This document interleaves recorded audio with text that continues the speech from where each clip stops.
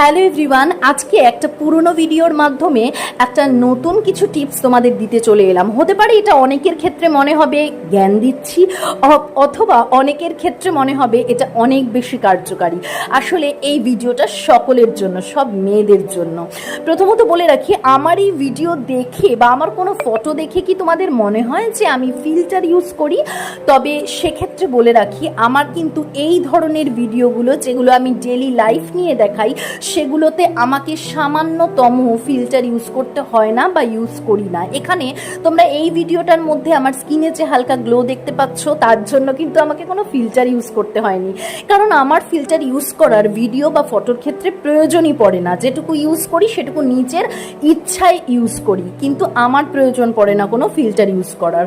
এবার কেন এই কথাগুলো বলছি, অনেকেই মনে করে থাকে যে ভালো প্রোডাক্ট ইউজ করলেই কোনো রকম ফটো বা ভিডিওতে ফিল্টার ইউজ করতে হয় না। এটা একদমই ভুল কথা। তার জন্য স্কিনটাকে আগে ভালো হতে হবে।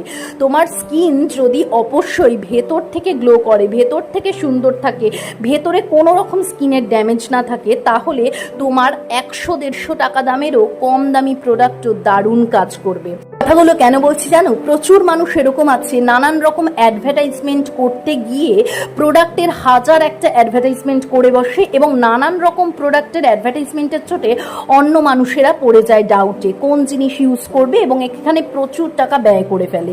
তো প্রথমত বলবো, যেটা ঘরোয়া টিপস মা মাসিদের দেওয়া, সেগুলোকে ইউজ করো। খুব বেশি পরিমাণে জল আর ফল খাও, তাহলে দেখবে স্কিনটা ভীষণ ভালো থাকবে। আর অয়েলি ফুড অ্যাভয়েড করো।